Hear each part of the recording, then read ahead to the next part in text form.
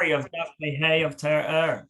So in the middle of a mimer about Amalek, and we spoke about the Ava, the love of Hashem that we can achieve through reflecting on how Hashem is the only real thing and is unchanged by creation.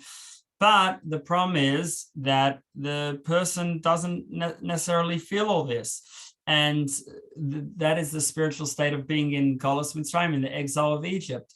So how do we get there to be excited and have this love of Hashem when these sort of spiritual matters don't talk to us? So the solution is, like it says when they left Egypt, that Hashem took them around through the desert. The idea of desert is connected to another pasuk about desert, which says, Lech tech achrei b'midbar, to follow after Hashem in the desert. We've got to follow after, meaning even when you don't have the face, the front, you're just after, behind, the back, you just do what you need to do anyway. And so that's the solution, to just keep going and doing what we need to do with the Kabbalah, so with accepting of Hashem's yoke, even when we're not quite there. And then eventually we'll get to a state of panim, of face, where an internal relationship where our natural state is excitement with Hashem. But in the meantime, we're going to do what we need to do, and not only that, but try to first of all, realize that we should be drawn towards Hashem, and then try to develop somewhat of a feeling towards Hashem. And through that, we battle Amalek and make Hashem's name complete and his throne complete. And Amalek do the exact opposite, that even though they know that Hashem is real and the right thing, they specifically go against. Unlike the Pari and the Egyptians, who Pari says, I don't know Hashem, so he didn't know, whereas Amalek did know and nevertheless go against. And both Pari and Amalek battle against the neck, which is the connection between what we know in our mind and our heart.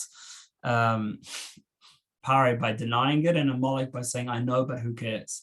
And what we have to do is the exact opposite. Even when we're not totally feeling it, we're going to bring it down to our heart anyway. And then eventually we'll come to a state where we are, like we said, in a state of panim, face and internal, and we do have this natural love of Hashem, and then we can get rid of Amalek permanently. But in the meantime, where we can't, because we're in a state of the back, we're trudging along despite not totally feeling it, although we're trying to feel it. So then we ask Hashem, please have mercy on us, and you, fulfill your vow that you will destroy Amalek, because right now in a state of exile, in a state where we're not feeling it, then we can't do it ourselves.